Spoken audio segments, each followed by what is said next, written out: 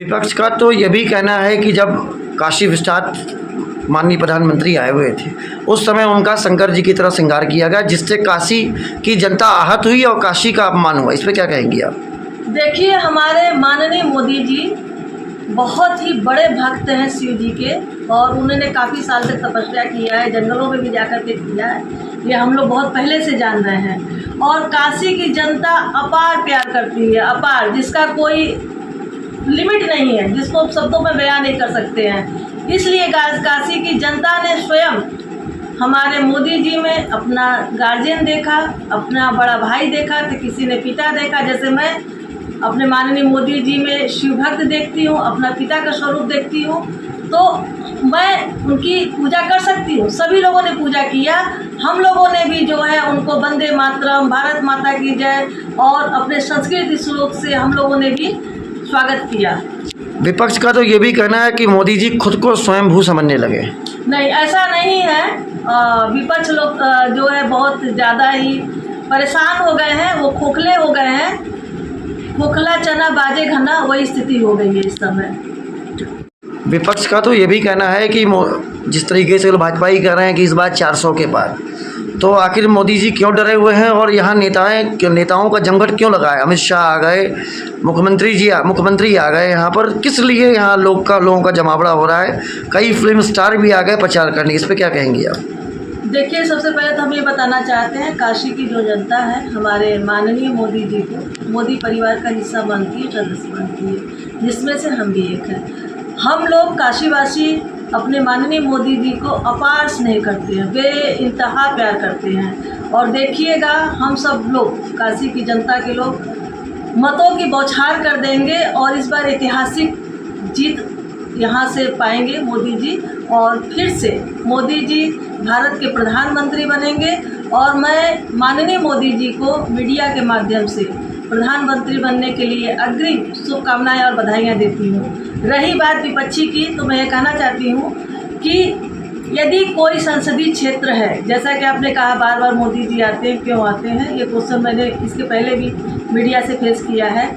Suppose कोई आपका MP है, वो अपने संसदीय क्षेत्र में नहीं जाता है, तो आप लोग कहते हैं कि संसदीय क्षेत्र को आपने इग्नोर किया, कोई कार्य नहीं किया। और यदि बार बार आते हैं, जैसे कि एक माँ है, अपने बच्चों को यदि लाड़ करती है, प्यार करती है, तो दुलारती है, वो कहीं भी काम में रहे, बीच बीच में बच्चे के पास केयर करने जरूर आती है। तो हमारे माननीय मोदी जी भी हम लोग के गार्जियन हैं। हम लोग किस हाल में है, किस परिस्थिति में है, हम लोगों के हालात देखने के लिए, हम लोगों की शुभकामनाओं के लिए, हम लोग के दुख सुख में बार बार आते रहते हैं। ये अच्छी साइन है, हम लोगों के लिए बहुत ही प्यार की बात है कि मोदी जी हम लोगों के लिए आते हैं बनारस में। कल 7वें चरण का चुनाव है, क्या कहना चाहेंगे इसको लेकर? 7वें चरण के चुनाव में रिकॉर्ड वोट मिलने वाले हैं। ये हमारा परसेप्शन है और ये होगा भी। कल आप देखिएगा, हम लोग धूप नहीं देखेंगे, हम लोगों ने हीट नहीं देखेंगे, परेशानियां नहीं देखेंगे। हम लोग लाइन में लग करके सभी काशी की जनता, चाहे वो किसी वर्ग का हो, किसी जात का हो, किसी धर्म का हो, किसी उम्र का हो, हम लोग बूथ पर जाएंगे, खुद भी जाएंगे, परिवार को ले जाएंगे, अपने साथियों को ले जाएंगे, घर के बच्चे जो 18 साल के हैं उसके ऊपर है, उनको ले करके जाएंगे और बहुत ही बहुमत से अपने माननीय मोदी जी को जीत दर्ज कराएंगे। जिस तरीके से वेब हिट चल रही है, इस तरह मौसम है, आपको लगता है क्या वोटर घर से निकलेंगे? हाँ, एकदम निकलेंगे, क्योंकि देखिए, मैं प्रोफेशनल से एक असिस्टेंट प्रोफेसर हूँ हरिचंद डिग्री कॉलेज में।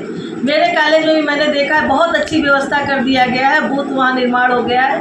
करीब 1 हफ्ता पहले से ही छाजन लग गया है, वो भी बहुत चौड़े, हमको लग रहा है 10 से 15 फीट चौड़ा छाजन लग गया है। और उसके नीचे मैंने देखा भी, एक प्रैक्टिस करने के लिए 10 मिनट तक खड़े होकर के, तो हीट कम लग रहा था, हवा ज़्यादा लग रहा था, तो हमें नहीं लगता कोई दिक्कत होगा। और थोड़ी बहुत दिक्कत होगा तो हम लोग मोदी जी के लिए थोड़ी बहुत तकलीफ झेलने के लिए तैयार है, क्योंकि जो राष्ट्र हित की बात सोचता है, जो राष्ट्र को सशक्त करने की बात करता है, जो हमारे सैनिक को सशक्त कर रहा है, जो सनातन को सशक्त कर रहा है, जो हमारे पुराने धरोहर को पुनर्जीवित कर रहा है, हमारे सभ्यता को पुनर्जीवित कर रहा है, संरक्षित कर रहा है, ऐसे हम माननीय प्रधानमंत्री मोदी जी को दोबारा भारत का प्रधानमंत्री बनते हुए देखना चाहते हैं। इसलिए चाहे जितनी भी तकलीफ हो, हम लोग बूथ तक अवश्य जाएंगे और हम लोग लगातार लगे हुए हैं। आम जनता को समझाने के लिए आम जनता तैयार है। सभी लोग बूथ तक जाएंगे और माननीय मोदी जी को वोट जरूर करेंगे। डॉक्टर गीता रानी, सह संयोजक श्रम प्रकोष्ठ, भारतीय जनता पार्टी। कल 7वें चरण का चुनाव है, क्या किस नज़रिए से देख रही हैं उसको और क्या हालात होंगे कल के? कल 7वें चरण का चुनाव है और हमारी भारतीय जनता पार्टी मोदी जी के नेतृत्व में 400 पार करने वाली है। हम लोग बहुमत से जीतने वाले हैं। वाराणसी को किस नज़रिए से देख रही हैं आप? वाराणसी में बहुत काम हुआ है। मोदी जी ने इंफ्रास्ट्रक्चर चेंज किया हुआ है, हॉस्पिटल के हालात अच्छे हुए हैं, नगर निगम के हालात अच्छे हुए हैं और अभी रोपवे भी बनने वाला है। हमारे घाटों का रिपेयरिंग हुआ है, पुनरुद्धार हुआ है, इतने सारे काम हुए हैं। और विश्वनाथ मंदिर धाम जो बना है उसकी वजह से काशी वासियों की जो आर्थिक स्थिति सुधरी है। एक तरह से हमारे मोदी जी ने काशी विश्वनाथ धाम को बना करके एक आर्थिक इनकम का व्यवस्था बना दिया है। माली है, व्यापारी हैं और रिक्शा चालक है, ऑटो चालक है, सभी लोगों की इनकम बढ़ गए हैं पहले के कंपेयर में। विपक्ष का तो यह कहना है कि भाई यहाँ कोई भी काम नहीं हुआ, यहाँ कोई भी रोज़गार नहीं मिला, जो भी रोज़गार मिला है गुजरातियों को रोज़गार मिला। इस पे क्या कहना चाहेंगे आप? नहीं, ऐसा नहीं है। देखिए, रोज़गार की बात आते हैं, मेरे पास आंकड़े भी हैं, समय भी हो आपके पास है तो उस पर डिटेल भी बात करेंगे। हमारे मोदी जी ने 2014 से लेकर 24 तक 9 लाख लोगों को सरकारी नौकरी की भी हम बात कर रहे हैं, सरकारी नौकरी दिया है। जबकि 4 से लेकर के 13 तक की हम बात किया जाए, 2004 से 13 तक तो कांग्रेसियों ने करीब 6 लाख सरकारी नौकरियां दी थी। अभी तक इन 10 सालों में 6 बार रोजगार मेले लगे हुए हैं, जिसमें प्राइवेट जो अच्छी कंपनियां हैं, विदेशी कंपनियां, देशी कंपनियां, सॉफ्टवेयर कंपनियां हैं, हर साल 70 से 75 हज़ार लोगों को नियुक्ति पत्र दिया गया, ये रिकॉर्ड है। तो करीब 4.5 लाख आपको प्राइवेट नौकरी दिया गया। हमारे मोदी जी स्वरोजगार को बढ़ावा देते हैं। आप भी जानते हैं, हम भी जानते हैं, देश की आर्थिक स्थिति तभी बढ़ेगा जब स्वरोजगार बढ़ेगा। और स्वरोजगार को बढ़ाने की वजह से 2014 से पहले की बात किया जाए तो देश में केवल 350 स्टार्टअप थे। आज के समय 1 लाख स्टार्टअप है। तो कहीं रोजगार की कमी नहीं है। स्वरोजगार को बढ़ावा दिया जा रहा है और उसके लिए ऋण दिया जा रहा है और नौकरियां भी लगातार दी जा रही हैं। विपक्ष का तो ये भी कहना है कि इस बार सरकार कांग्रेस की बन रही है, मोदी जी झोला लेके जा रहे हैं, वापस हो रहे हैं। देखिए, अब उन लोगों का ये ऐसा परसेप्शन है, लेकिन वो गलत है। मोदी जी ही आ रहे हैं और ये 100% हम कॉन्फिडेंस के साथ कह रहे हैं। हम लोग 400 पार भी कर रहे हैं। पटना से आगे पाटलिपुत्र में जब मोदी जी अपनी स्पीच दे रहे थे तो उन्होंने कांग्रेस के प्रति एक शब्द यूज़ किया कि कांग्रेस मुजरा कर रही। इस पे क्या कहना चाहेंगे आप?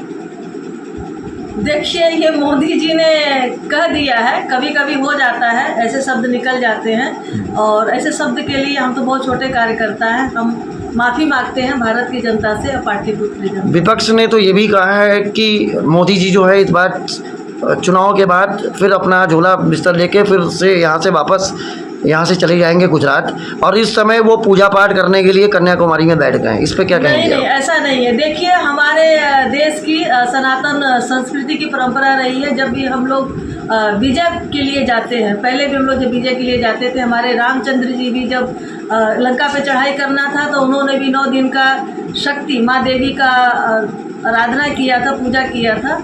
इसी तरह से ये हमारे भारतीय संस्कृति में है कि जब हम लोग आज जो युद्ध है, ये सामने वाला युद्ध नहीं है, ये लोकतंत्र का युद्ध है, शांति से लड़ा जाता है पक्ष विपक्ष में। तो हमें जीतना है, जीतने के लिए आध्यात्मिक शक्ति चाहिए, उसके लिए हम अपने आराध्य की आराधना करते हैं। तो हमारे मोदी जी शिव भक्त हैं, रामकृष्ण भक्त हैं और अपने भगवान की आराधना करने के लिए कन्याकुमारी गए हैं और इससे उन्हें डबल शक्ति प्राप्त होगा और उस डबल शक्ति के साथ आएंगे और फिर से पूरे भारत की जनता का जो उनका परिवार है, उनकी सेवा करेंगे।